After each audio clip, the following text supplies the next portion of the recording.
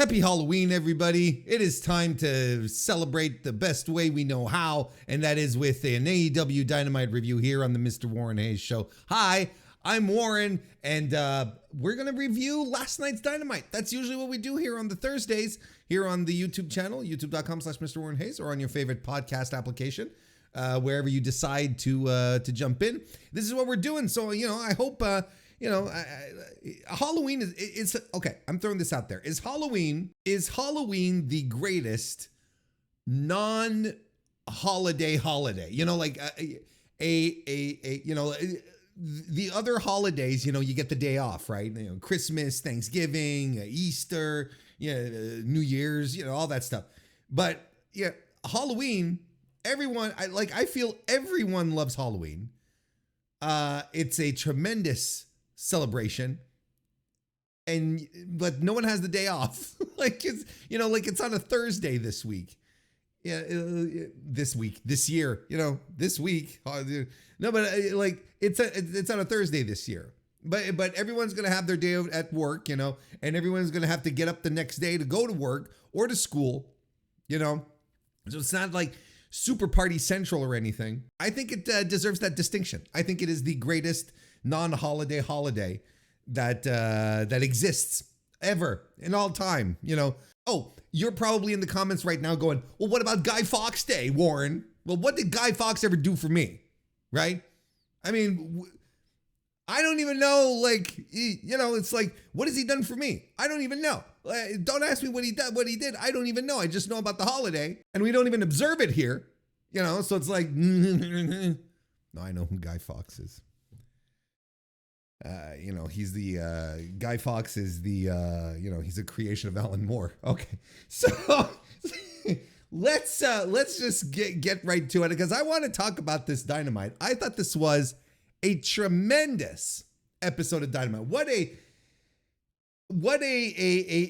great, I'm going to go right out. I'm committing. It's a great episode. I'm committing. I'm going right into it. Great episode of AEW Dynamite. To start us off here today. This is what this is the vibe under which I'm operating. And by the way, I am recording this the night of. I usually record the next day, sleep on it, but this is as close to, a post-show, an instant reaction that you're ever going to get out of me. Because as you know, I prefer to sort of let everything simmer and talk about it the next day. But I have kind of a busy day. On Thursday. See, I'm talking as if it's Thursday, but really I'm doing it on Wednesday. So, and then I'm talking about tomorrow being Thursday, but you're already here on Thursday. See, this is science fiction shit happening right now, right before your eyes. Anywho, I got a really busy Thursday, and I'm going to be really busy. And then I want to stream also on Thursday evening. So I want to make sure that everything gets out, that that the review gets out, and then we can settle in for the live stream. By the way, if you're listening to this on a Thursday on the YouTube channel, come and join us for this live stream. So that's the situation right now. That's under which we're operating, like a full disclosure type of situation. We're going all in immediately after the show. But nonetheless, I sincerely, truly believe in my heart of hearts that this was unquestionably the best Dynamite we got since Wrestle Dream. Wrestle Dream was an A+ show. A tremendous event and just great stuff from top to bottom for AEW. And then the next couple of weeks that follow, the shows, the Dynamites that we get are kind of rigmarole. They're fine, or they're, a little weird, like last week. Last week we had a really strong first hour, and then the second hour, everyone, you're sort of going, what the hell is going on? But then you head over to this week to today, which is October 30th, is the show that we're talking about, the October 30th edition of Dynamite. And you're like, this is great. Like, this is kind of always how AEW should be, and I know you can't have big debuts every week, but you don't need a big debut to make your show feel special. I thought the show was riding high, regardless. Is there anything on this show that didn't work, that didn't click, that didn't connect? Matches to segments, right? We'll go through it, right? We're gonna walk through it. Maybe something will pop up as we're talking, right? As if I haven't already planned. But yeah, is there anything on the show this week that ostensibly this was mid? I don't think anything was mid. I think everything was pretty good to great, and multiple greats. There's lots of really good stuff that happened on this Dynamite, and honestly, felt a little nice, felt a little good to be able to get an episode that feels, this is the episode that we should have got after Wrestle Dream. You know what I mean? You come off of Wrestle Dream, you're riding high. You have this, honestly, a tremendous pay-per-view, one of the best. Well, one of the best pay-per-views of the year, unquestionably.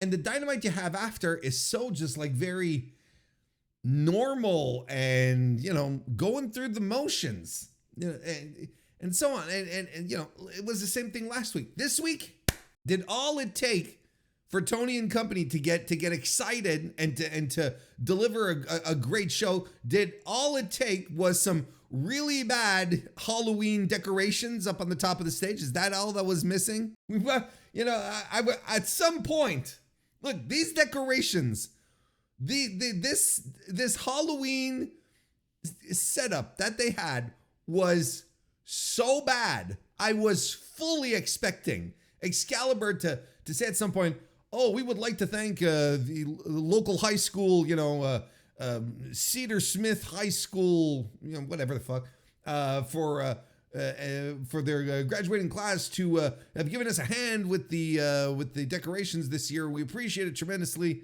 Some kind of community outreach thing.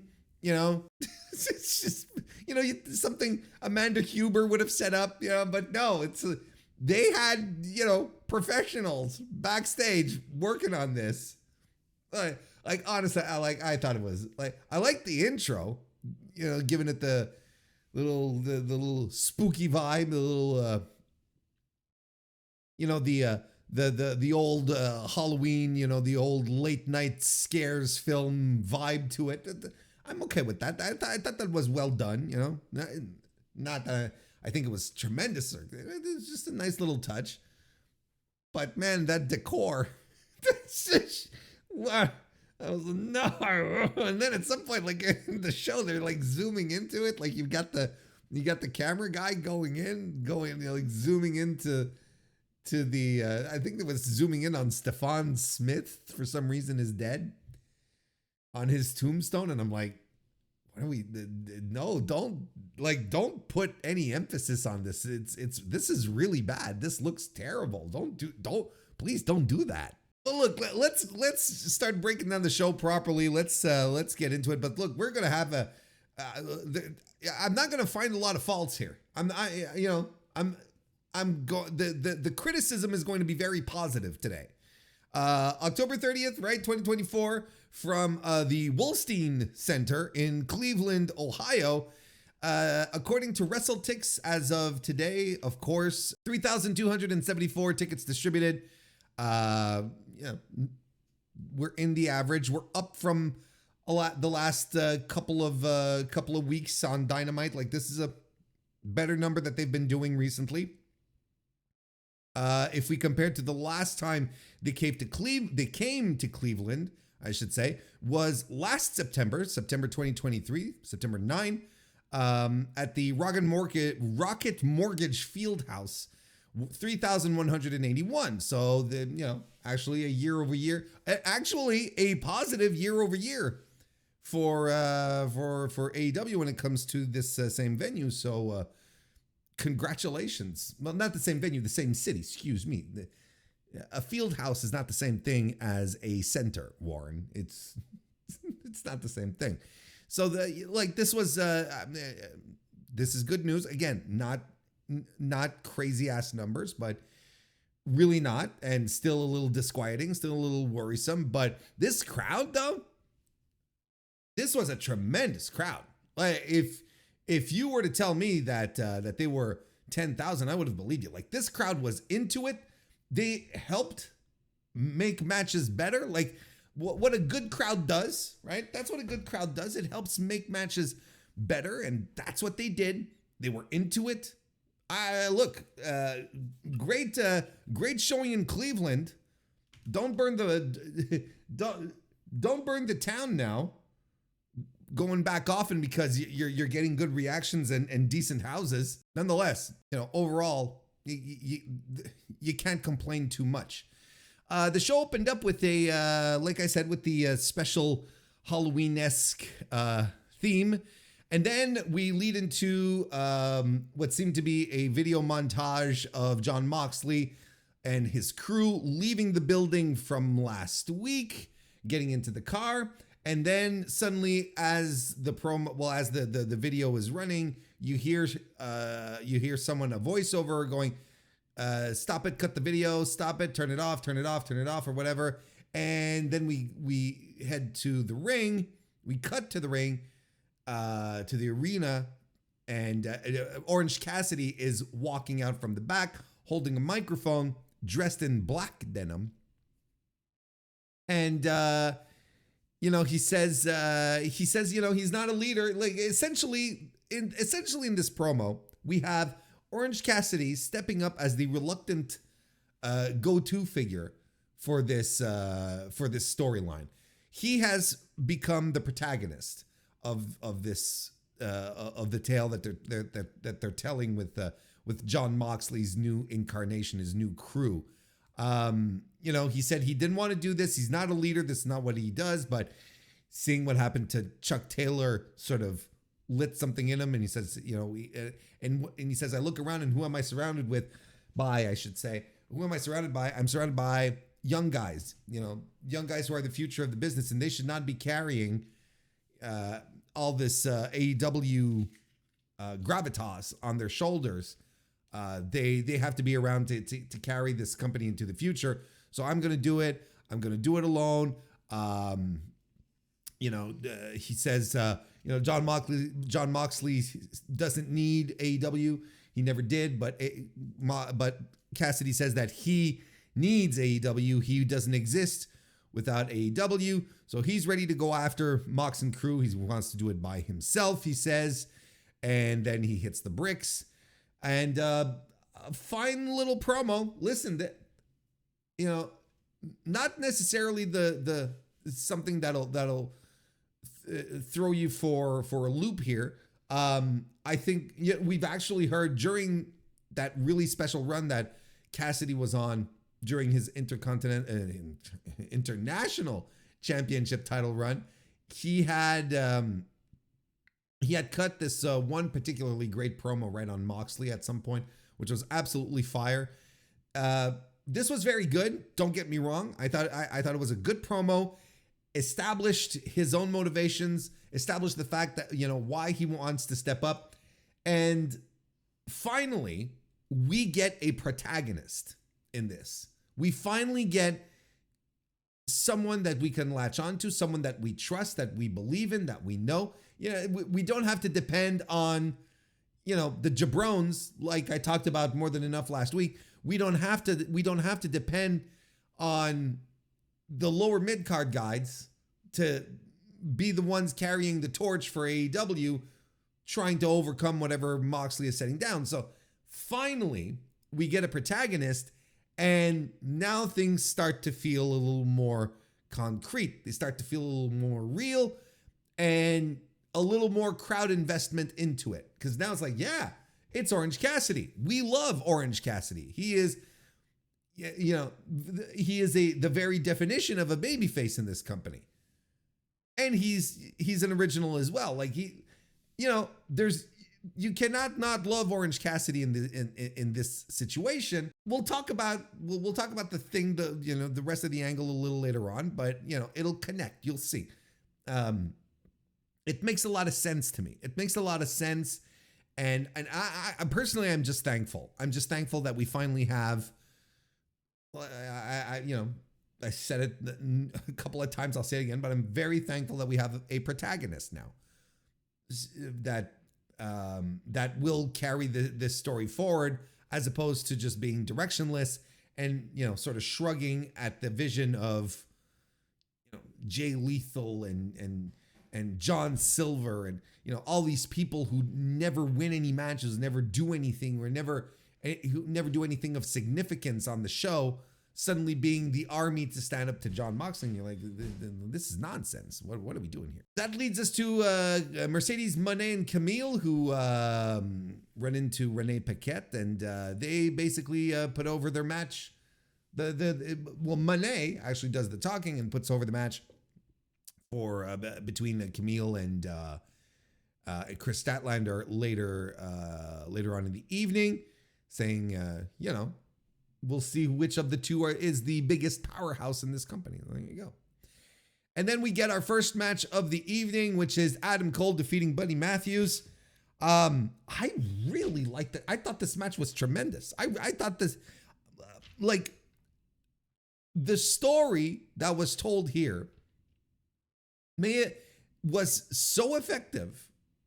Even though it fell into some tropes that really bother me, I understand what they were trying to do. And I think this was a bit of a necessary evil. What tropes are we talking about? Well, the community theater aspects, right?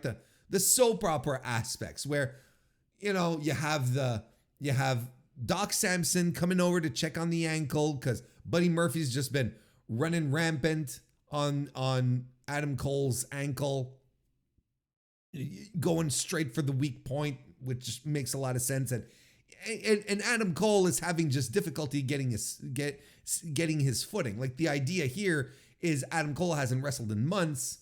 He's got ring rust, right? And he's up against Buddy Murphy, who, looks and feels the part of a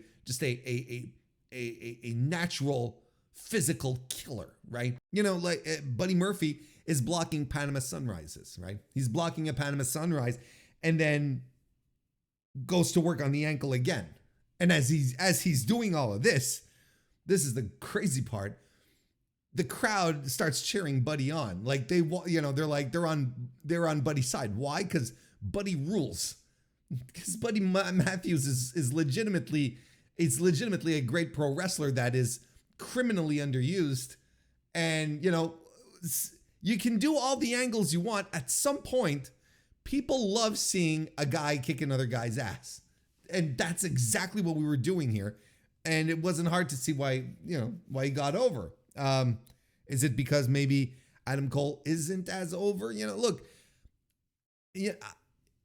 at least in the circles that I hang out in, there is a vast distaste for Adam Cole, for multiple reasons, which I think are somewhat valid. I think there's a lot of good reasons to not enjoy Adam Cole or his work. I'm not as harsh as they are. I'm not as I don't have these pent up frustrations regarding Adam Cole as much as other people do. I'm not here, launching myself into the curtains with excitement at the idea of a return of Adam Cole either. I'm like, it's fine. It's fine. I don't have an issue with it. I like it more than I dislike it. It's all right. But, sometimes I wonder just how over Adam Cole really, really is. And maybe by these reactions that we got tonight, where suddenly the audience is turning on him, like on his return match, kind of thing. So it makes you wonder, the audience turns on him on the night of his return match after being out since September last year. Is he that over? And, look, this might have been just a one night thing. This might have been just a super hot crowd who were really excited to see someone get pummeled. Because I thought this was tremendous. One night isn't necessarily the rule. let's see how things move on. If it happens twice, 3 times, 3 times a pattern, as they say. 2 times is a coincidence, 3 times is a pattern. So we'll keep an eye on that. I still found that curious, but that's the thing. So then all this is happening to connect back to the theater and the drama that I was talking about. So they have so Adam Cole selling the ankle, selling it big time. And the Doc Samson comes over to check on him, and they're like, oh, we're not gonna do this, and the audience is counting him out. That's the thing, is like the audience, while all of this is happening, they're counting Adam Cole out of the ring. Which is hilarious, really. So Adam Cole, so the Doc Samson starts taking Adam Cole back. Buddy Murphy gets on the microphone and, calls him a bitch for bitching out. When you bitch out, you're usually a bitch. That's how it goes, right? Adam Cole takes offense, I should say, to being called a bitch, and comes back and gets into the ring, to a huge reaction from the crowd. And the crowd are super into it. Like this, see, a lot of elements that I didn't like, that I'm like, come on. The story, but it worked, and it worked for the audience as well. People were like, yeah, let's go Adam. And whatever they were booing for previously sort of dissipated for an instant. It did come back a little bit during the match. It did come back just a wee little bit, just a tiny little bit.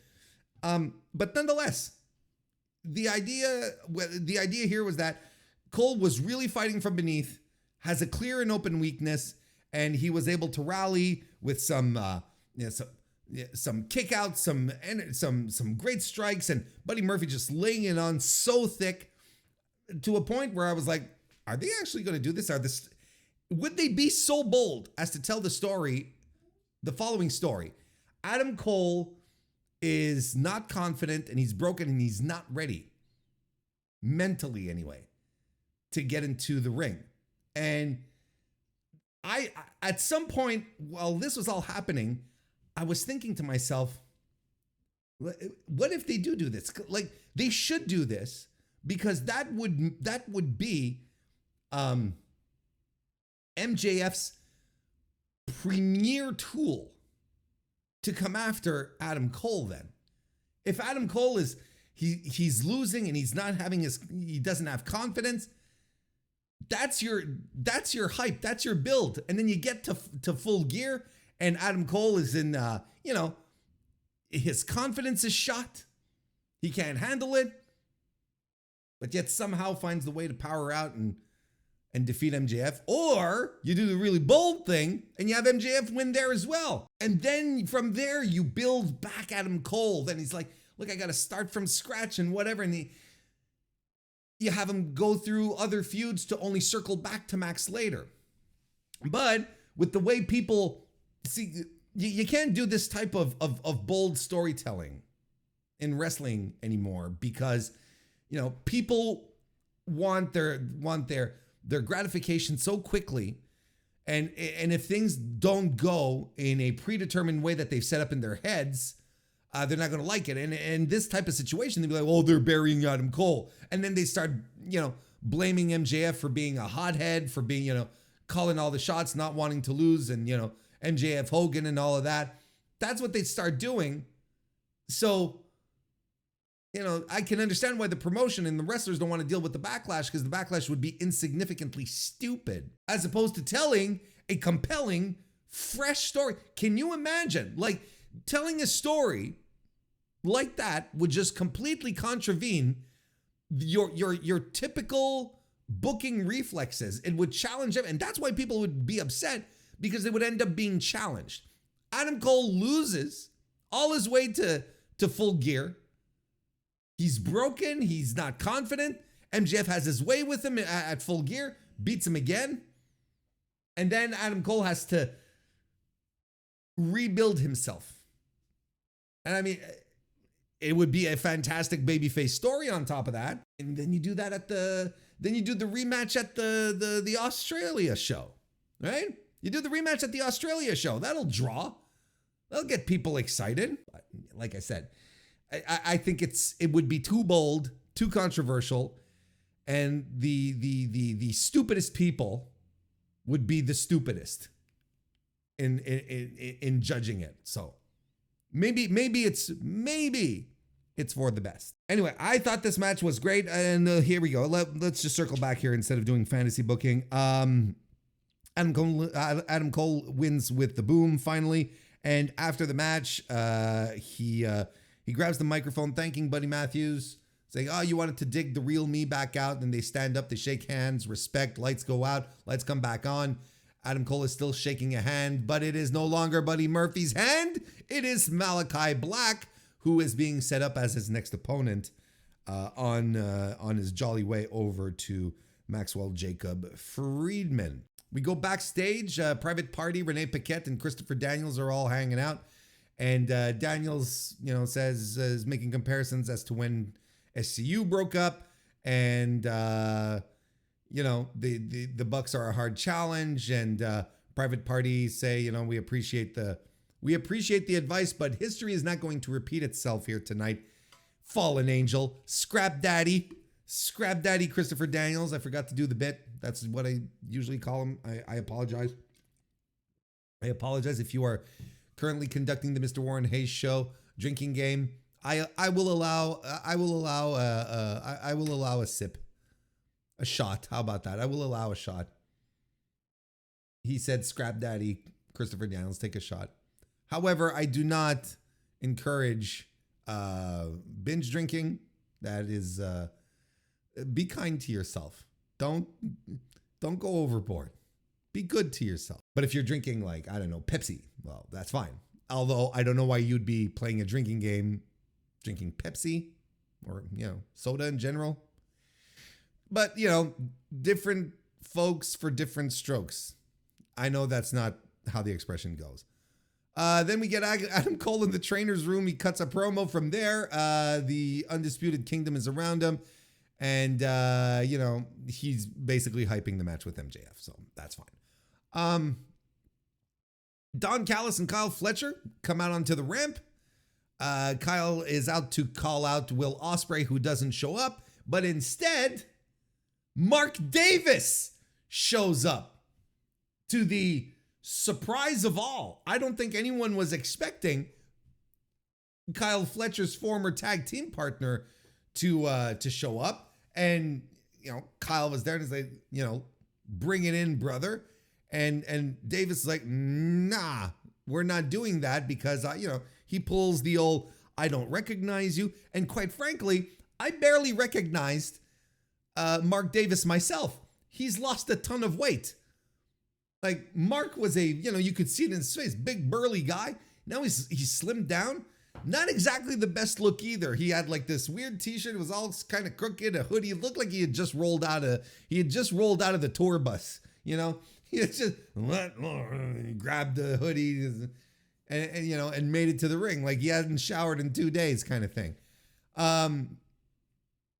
Tremendous surprise though. And basically establishing, we're not abandoning the idea that at some point Aussie Open were probably the highest regarded tag team in the world, and that Fletcher and Davis are intertwined. So we're going to settle that, where Mark Davis, like he said, sort of drew a line in the sand and said, "Look, brother, I don't recognize you." Kyle Fletcher offers him a spot in the Don Callis family. Mark Davis refuses, talking about, the United Empire, and then Fletcher says that there'll come a day very, very soon where he's going to have a very hard decision to make, and he doesn't have a problem cutting the past loose. So we've got that set up. We've got that in the wings. A lot of us were wondering what was going to happen to Mark Fletcher. First of all, glad to see him back. It's been a hell of a road to recovery for him. And I'm glad I'm glad he's feeling good again. But obviously at this point, what do you do with what is next for Mark Davis? I've always liked Mark Davis as well as Kyle Fletcher. I'm a big Mark Davis guy. I thought he, in the tag team, they were tremendous. I don't know what kind of singles guy what kind of single situation you can get out of this guy. But yeah, they have a match where Kyle Fletcher can be an absolute despicable human, tearing down his former tag team partner and friend. One of those just great situations where the story just tells itself. Like, honestly, look, we keep talking about how much star power, how much star potential is what I meant to say, Kyle Fletcher has, right? Notice we never really said that about Mark Davis, and I don't think anyone does. Mark Davis is a little more of it's a little more of a hard sell after a tag team split. I don't know what would be in store for him. Maybe another tag team. I don't know. Look, we'll see. We'll see how things develop. But right now we have this this situation that has clearly been sown. So it'll be upcoming. It'll be next on the Kyle Fletcher radar. Another good segment here. Another good segment. Maybe not as bombastic and impressive as last week, but effective, super effective segment here. Oh boy, and Ospreay is really selling that injury, right? Like he's been gone for weeks at this point. He's really selling it, which is tremendous. He'll be back soon. They're absolutely going to fight at full gear. You have to expect that at this point. And in the meantime, I think Fletcher's doing a tremendous job just healing it up, just being a total dick. I think it's great. Hangman Adam Page is interviewed backstage where he breaks down his history with Jay White, takes credit for injuring him, and talks about redemption, and there's no redemption. There's just the now, wins and losses and the consequences. That's all that matters. And he cuts a very grounded, very intense promo. Again, the Hangman can barely do anything wrong in this company. I think this was tremendous. When he does something wrong, it's because Kip Sabian blows his spot. Yet it's not even on him. Like, he has to go because the guy who blew his spot already went, and he has to follow up on that, so he has to go too. It's a mess. But notwithstanding, this was another fantastic promo. And not something as wild and woolly, where we've seen Hangman with his eyes bugging out and screaming into the microphone and looking to pick a fight, but he's grounded and everything he says feels authentic. It feels real. You really do get the sense that Hangman is completely unhinged and he's abandoned what he believes in, and he just wants to beat the tar out of people. This heel turn has been so good. It's been so good. And the day that he does become babyface again, because that is infallible at this point, it's unavoidable. When he does return to really being like we like to say, the protagonist of AEW, oh my God, that place is going to blow the roof off. This is going to have its roof blown off. That place is going to have its roof blown off. Then we see Moxley and his crew. They head to the ring, and this was a tremendous segment. Like, this was phenomenal. Moxley basically starts cutting down Orange Cassidy, saying, that he's glad that he stepped up, and all he did for Orange was cut some distractions, right? Got rid of one of his friends. And what I'm going to do here is, you think you're free of distractions right now. I'm going to get rid of another distraction. And then he gives the signal, and then Shafir and Pac hold down Wheeler Yuta, as you recall, former friend to Orange Cassidy, member of the Best Friends, as you recall. And Mox gets Claudio to put the chair around his neck to Pillmanize the neck, like they've been doing over the past couple of weeks, to drag Orange Cassidy out, which does. Now, I saw some people going, what the hell is Orange doing? What does he give a fuck? Well, there you go. See, there's a difference between watching a show and being invested in and paying attention, right? And AEW is a company that rewards you for watching, for paying attention. And you'll get complaints that, this happened like 2 years ago. Who the fuck remembers? Well, a lot of people remember. I remembered. And, just because you remember doesn't mean that you, just because you don't remember doesn't mean that other people won't as well. Just like I'm okay with the idea that, I might remember and a lot of people might not. But the difference here is that I recognize that what AEW is doing here, and they are thanking me for paying attention. They are thanking me for being on board with this for so long. Because they're dusting off something that admittedly a lot of people probably forgot, but they're like, hell yeah, Orange is going to come because he used to be friends with Wheeler, and Orange is a good guy, and he probably doesn't want anything, and he sees what happened to Chucky and so on and so forth. So yeah, like I have zero problems with this. It makes a ton of sense. So Cassidy comes in, makes the save. He of course gets overwhelmed. And after Marina slaps him in the face a couple of times, well, he gets back involved. He gets back involved into it, still fighting on Mox's side. And then the Dark Order come in, and then there's this big schmoz, and they're on the floor, they're fighting, and suddenly, like from the ceiling, there's like Darby Allin comes down from the rafters, like, and just drops next to commentary and jumps on, I think it was Claudio, while he still had the rigging, which is tremendous, right? Because and I appreciated that because he didn't take the time to take off the rigging. No, it's like, I got to get into this fight. And he jumps, the crowd goes nuts. And I'm looking at that. I didn't realize that was actually Darby Allin. I was like, now why is there a Darby Allin doll? Just like, well, it didn't register to me that he had just been dropped from the ceiling. And so that added to the chaos. Then you've got Leo Rush that runs in, Top Flight run in, Dan Garcia, Private Party, and then there's just chaos everywhere. There's chaos everywhere. Orange Punch onto Jon Moxley, I guess was the punctuation mark here, but there was just stuff happening all over the place.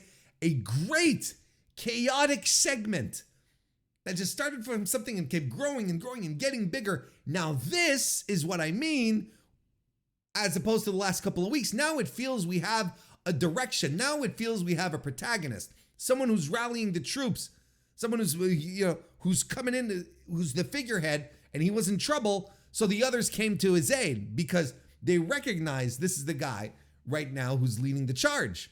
And even Darby Allin, and so now it's starting to feel like we have some meat on this bone, right? And they're driving Mox and crew off. Mox eats Cassidy's finisher. This was effective. Just what I was saying last week on the review is like, something has got to happen soon, because there's a lot of issues with this right now that around the Jon Moxley, I don't know how to call it, the invasion angle. I don't know how to call it exactly. But there's a lot of issues with it, but they're fixable. And the main issue is because the main issue that is keeping us from, I feel, getting invested is because there's no direction. It's all jabronis. Like, who cares, right? No one convincing, being in the heart of this angle. Now we flip the script. Now it's different. Now we've got someone that we believe in, that we trust, who's gonna take care of business, and everything now we feel like we have an anchor, and that's good. And you know what else is good? How they transitioned from this angle to the Private Party Young Bucks match, because there's still people, Mox and crew are heading out through the audience, fighting people off still. And as the chaos is sort of settling down, boom, the Bucks' music hits, which is a perfect heel move at the same time, because they're like, well, look, our dudes are there. Private Party are there. Let's go. This is it. We're not waiting any longer here. So I like that. In fact, I loved it. These are two things. Well, I say two now because I didn't even mention the first thing yet. But there's two things on this show which were so incredibly good, like really, really good, that showed that AEW should do and continue to do things differently from the other guys. You know, starting with the video promo at the beginning of Dynamite, I was like, no, okay, all right, you know, that's fine. But it having be interrupted, that's just like something that never happens. Like the video package in WWE is sanctified. You cannot interrupt the video package. And yet Orange Cassidy came out and stop it. So I was like, that was an interesting way to lead into the show. Just like the angle bleeding into the Private Party Young Bucks match, that was really good.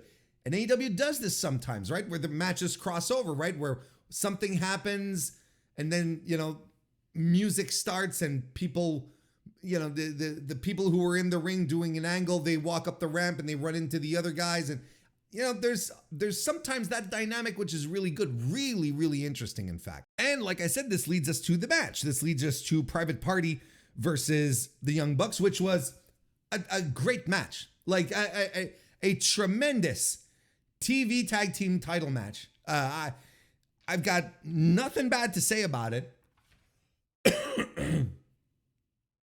They played this split up angle perfectly. Like leaving all the hints, you know, with Isaiah Cassidy sort of, you know, looking off screen, you know, when Stokely's around, trying to sow the seeds of discord, you know, and you have Isaiah Cassidy going, you know, well, maybe he's making sense. And Mark Quinn's like, hey, what do you do? And then in the match, you know, where you've got Mark Quinn who blasts Isaiah accidentally across the head with the ring bell. And you're like, oh boy, okay, here we go. And then Quinn gets tombstone, you know, up at the top of the ramp amidst the saddest Halloween decorations of all time. You know, he gets taken out for a majority of the match, so Cassidy's fighting all by himself. So you're like, this will probably be how they lose, and Cassidy's going to be upset that Quinn wasn't around. He's going to turn on it, like that kind of stuff. They did all the tropes, and yet they beat them back, and it kept us guessing. And at some point, you're like, they're not going to do it, right? They're not going to do it, and the Bucks are on fire. Look, for the match itself started off pretty fast. And like I said, we had the bell being used, and Isaiah Cassidy bleeds. The Bucks fight back. They do Falcon Arrow superplex, a Falcon Arrow superplex in stereo is what I'm trying to say. Jeez, which was tremendous. At the same time, Zay gets a big hot tag. Private Party do stereo 450s, and then the Young Bucks, they hit this tremendous sequence of offense, like just how you remember the Young Bucks, right? Just doing all sorts of great stuff, fast, crisp, sharp, exciting, spectacular. Everything you like about the Young Bucks was humming in this match. That's when they do the tombstone spot. It's actually Kazuchika Okada who comes out to do it while the referee is being distracted by Nick Jackson in the ring. And then Isaiah's alone, so he's eating all the offense.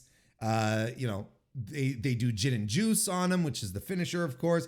A super kick party, and you know, Cassidy is fighting back, being a valiant babyface.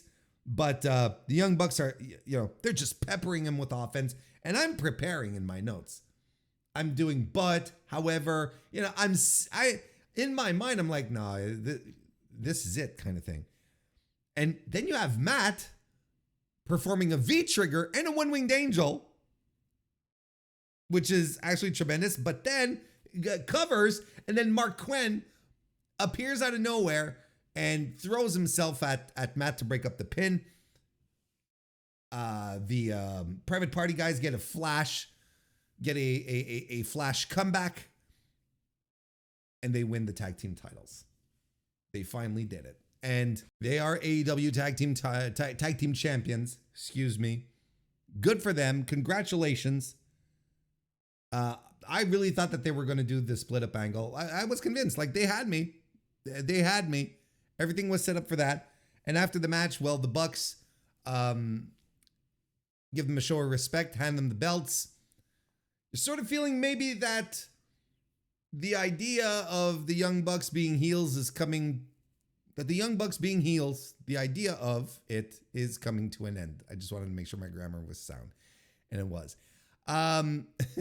So they leave without any more nonsense. You know, the fact that they're doing Kenny Omega moves also might be an indication of something. You know, Kenny's getting restless now, you know. Oh, you know, he's going to show up at a New Japan Strong show in a couple of weeks. Oh, yeah, he's going to be at the Wrestle Dynasty match, the show, I should say, in Japan in January. You know, we're getting back there. We're getting back there. Are we slowly getting rid of the idea of the Young Bucks being these evil administrators, right? These evil authority figures. Are we slowly getting rid of that, right? Because they've been shown to be fearful of what Jon Moxley and crew are doing, you know, being cowardly leaders. Now, if Moxley, this is something I hadn't really thought about, but it's become a little more apparent, and I feel they're starting to try to fix this. You'll see what I mean in a second. If Moxley, a heel, is doing things to shake the establishment of AEW, and the establishment is represented by a pair of heels as well, then you're like, well, okay, go. Who cares? Like, who do I cheer for here? You know, it's like, you're not going to side with the Bucks if the Bucks are heels. You're not going to side with Jon Moxley if he's like, what are we doing here? It doesn't quite make sense.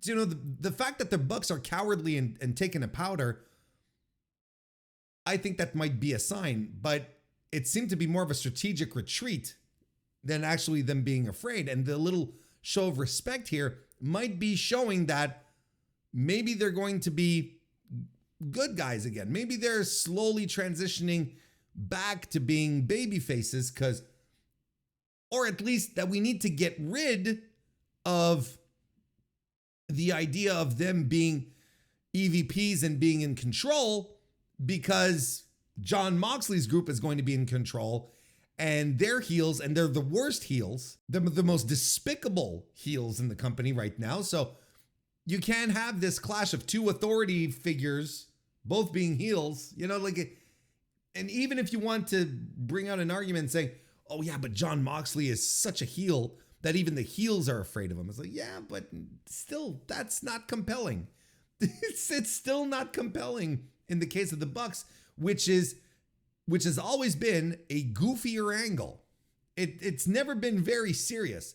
It's always been, at least from the moment they did the TK driver on Tony Khan. From that moment on, it was just much goofier. It wasn't a serious authority figure thing. It was just like goofy. And again, just goes to show that authority figures in pro wrestling as characters, you know, right, of course, they never work.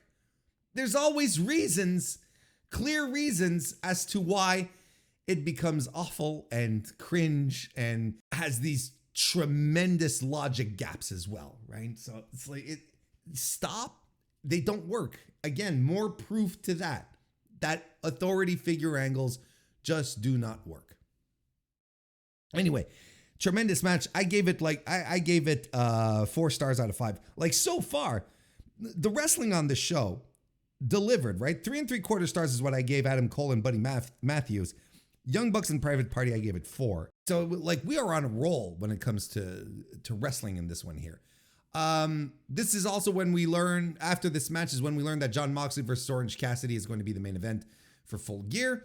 Renee Paquette is with Jamie Hayter and Penelope Ford. They set up their match for next week. That's fine.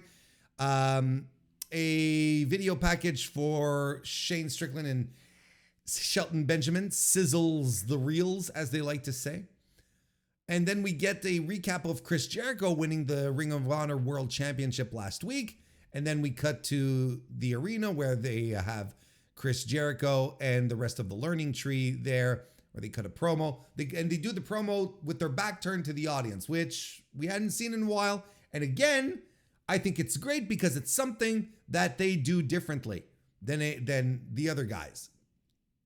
And I think cutting interviews with your back to the audience and the audience is reacting and they're going crazy, it's an entirely different vibe, and I love it. I love it. I think it's great, and they should do it more often. Anyway, Jericho puts over the fact that his match got 4 stars from Dave Meltzer last week. Oh, poor Dave. And puts over the success of Terrifier, and then says, I don't know how much I should be reading into this, right? Because he puts himself over as champion, of course, says he's a 2-time champion, like Jay Briscoe. And I don't know how much we need to read into this, but he said that he's going to take Ring of Honor to the biggest stage it's ever seen. You know, he's gonna make it shine like, I can't remember what he said exactly, but I can't remember the exact quote, but he said, I'm gonna take it to bigger and better places than it's ever been before. Now, it could be just heel champion saying heel champion things, but are we about to find out something about the future of Ring of Honor being broadcast perhaps somewhere? And maybe I'm reading too much into this, because maybe not. But wouldn't it be convenient then to put Chris Jericho as your world champion? If you are indeed. But okay, let me finish my thought. Wouldn't it be convenient to put Chris Jericho as your world champion if you're about to announce some kind of deal on maybe not TV, but on something like Tubi or whatever, right? One of these things, one of these streaming services with ads. That could be the thing. But I also feel we had this discussion when Chris Jericho won the Ring of Honor world title, what is it now, 2 years ago? I feel like we had those exact same discussions. Oh, maybe this is the deal, Maybe this is they're going to get on TV and they want to put Chris Jericho there as a champion. Like, we've already had this discussion, I feel. We get a glimpse of Alex Marvez, but he gets shooed off TV by Jack Perry, and he gets confronted by Daniel Garcia. So they're setting up a match, and then Jack Perry goes into the Elite's locker room where the Bucks are frantically putting their suitcases together. Packing is the word, I think. And while Brandon Cutler, who we haven't seen in forever, is shredding documents. Okay, sure. Then we had Kris Statlander versus Kamille. I thought this was a solid match. It was well wrestled. I think this, look, it was solid, well done, well executed pro wrestling. I thought it was good. I thought Kris Statlander looked great. I think this was Camille's best match since coming to AEW, bar none. Much redeemed from the terrible match that she had with Queen Aminata last week. 3.25 stars for me. I thought this was good.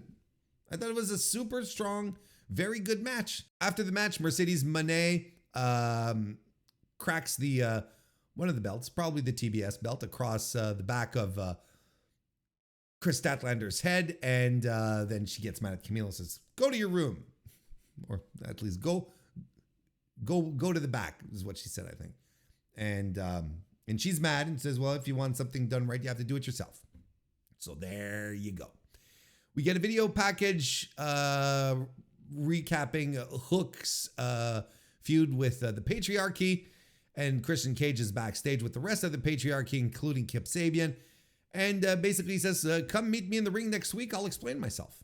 Alrighty. Then we get Mark Briscoe, Kyle O'Reilly, and Tomohiro Ishii, who's still hanging around the United States. It is junior season right now in New Japan, so he doesn't have to be there. And they basically, Briscoe puts over the fact that Chris Jericho opened his mouth again, and he's kind of really upset about it. And this all sets up a fight without honor next week with the conglomeration taking on the Learning Tree. So that's where we're at for that. That's happening next week. Then we see the Young Bucks exiting the arena kind of in a panic with Scrap Daddy Christopher Daniels cutting them off, trying to get them to stay. But he says, we can't do it without you. And I'm like, what are you doing? Like this, see, this is probably the thing that unnerved me the most, because the whole idea is that Christopher Daniels was put into position, into power, I should say, as an interim EVP to counteract the Bucks and their crazy ass decisions.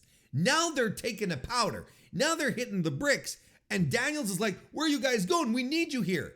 I'm like, what? No, this doesn't make any sense. This makes zero sense. You see what I mean? Authority figure angles in pro wrestling are always going to end up into these situations where logic just doesn't matter, where we just forget everything we were talking about, everything we were setting up, everything we were doing.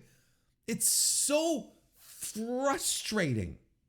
It's annoying. Why would Christopher Daniels, who has had to deal with the Bucks and their poor decisions, and why would he be like, no, you guys have to stay? This is why I think they're trying to make us think that this might be this might be the seeds to a face turn from the Bucks. Slowly. I know they said, we're going to work from home, which is a very heel thing to say, and I thought that was really funny. But, the little mark of respect, look, I don't know. I hope we put this. See, this right now, the EVP authority figure thing has to die. You have to put it out of its misery, take it out back. It's done. Put a fork in it. Finito. It's ice it. Put it on ice. We're good.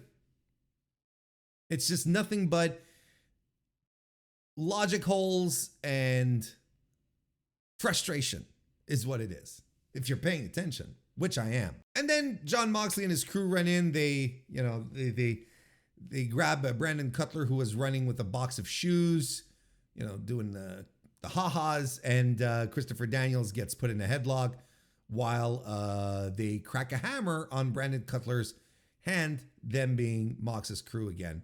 So yeah, leads us to the main event where Swerve Strickland defeated Shelton Benjamin. What a great match. Everyone was hyped for it. The crowd was into it. People were excited about it. I was excited about it. This was so well built. Over the past 2 weeks, Shelton Benjamin got some matches in where he looked like a beast, got 2 wins, got all warmed up for the champ. So Swerve isn't just coming in fighting a guy who's ice cold, who's just fresh off the street. No, he got warmed up. Christ, booking is so easy sometimes, right?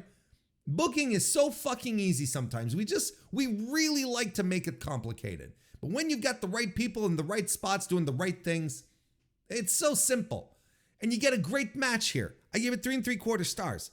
Like something that was just absolutely tremendous. And Shelton is fantastic. Like there's no two ways about it. 3 weeks in a row, 3 home runs. He's just fantastic. He's strong. He's still agile. He can still do so much of the things that made him great in the first place. He does this belly to belly suplex, just overhead tossing Swerve Strickland to the floor over the top rope. Just tremendous stuff. And he has these great control segments. Like he's dictating the pace. He's got the champ on the ropes in multiple times here.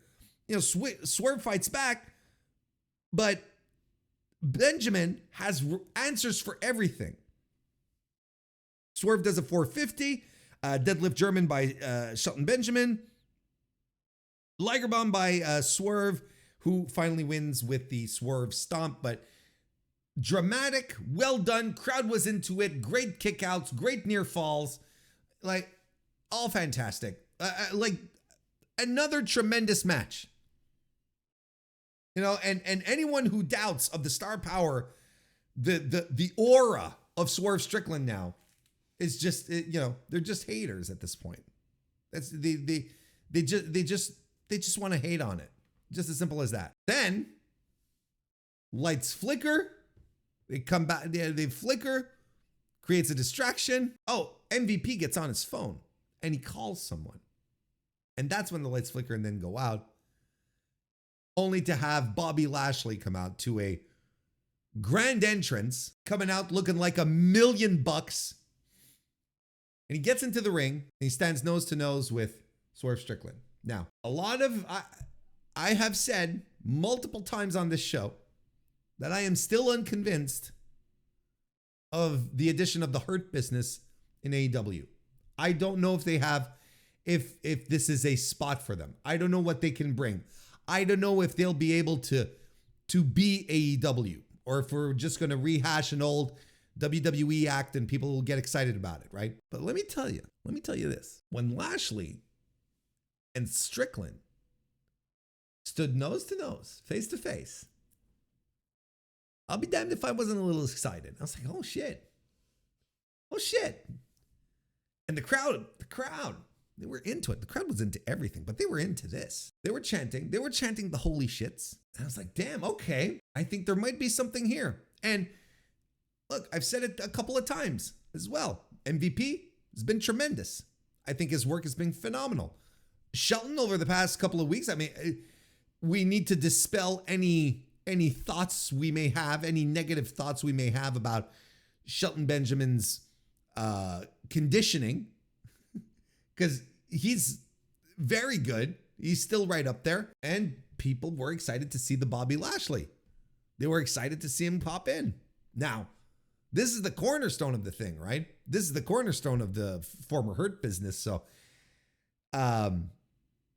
let's see how this is handled. But you have a guy come in who's, you know, he looks like a superstar and he acts like one, and you know, and AEW knew what kind, the fans, they knew what kind of guy they have on their hands here. Anyway,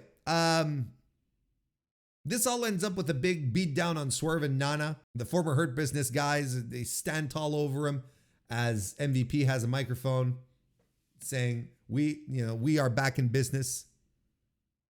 And they're referees, security, they're all trying to get in, but Lashley and Shelton, they're just throwing them away. Fantastic final angle. Like, fantastic. I like the Hurt Business. You can go back and listen to any of my tape of the day, back in the day, when I'm talking about the Hurt Business. I always thought it was a super successful stable. And I always thought it was dumb to break them up. That's Vince for you. Like I said, you know, I think there's something from a public relations standpoint. I think it's very smart to be doing this for AEW. Even outside the fact that these guys are they're stars. Shelton Benjamin and Bobby Lashley are athletes, you know, and they're proving their worth. On top of that, this act is proving its worth. Outside of that, there's a PR aspect to this as well. And I'm not saying this is the dominant aspect, but there is a PR aspect to this. When you consider the criticisms that WWE has been under regarding the use of black talent in the company.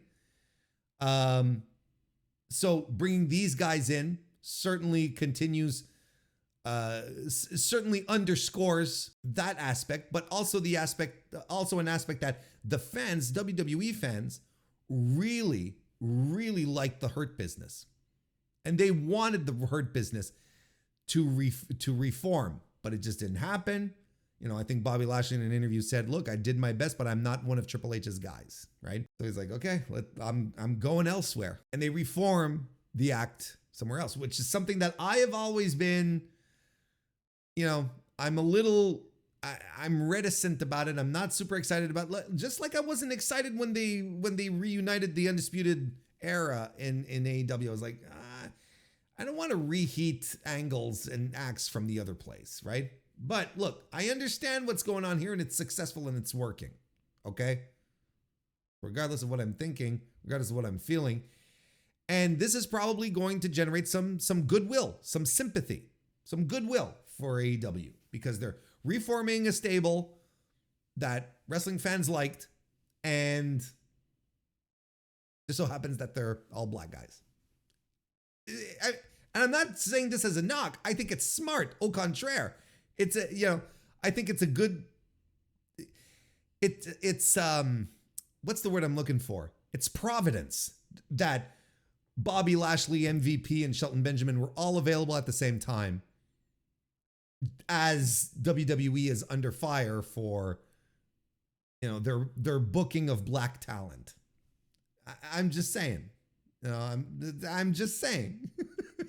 So we got the debut. Obviously, we're gonna get Swerve and Lashley at Full Gear. I think that's a given. I'm super curious at this point. At this point, moving from this point on, like now the ball is entirely in the former Hurt Business's court. They got to find another name. We got to stop doing this, right? They got to give us the new name. And look, it's been good so far. I hope it continues down that path. I've always liked Bobby Lashley. He's always had a soft spot. I've always had a soft spot for him, just because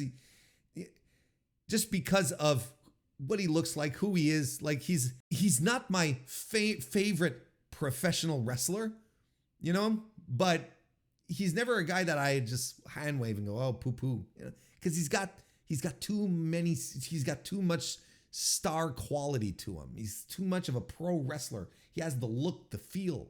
You just can't you can't just discard him.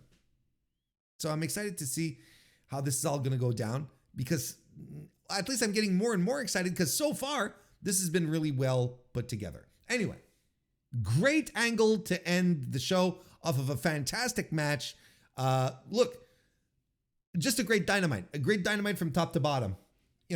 I guess my only quibble is, if my only quibble is that the authority figure angle still doesn't make any sense, well, it's not so bad, because it hasn't been making sense for months at this point, and I sort of given up on it. This was a great episode of Dynamite, and it felt good. And if you haven't been watching Dynamite recently because you're like, well, I'm not sure, this might be a good one to jump back in. This might be it. I think it has all the tools to hook someone back in my opinion. This was great.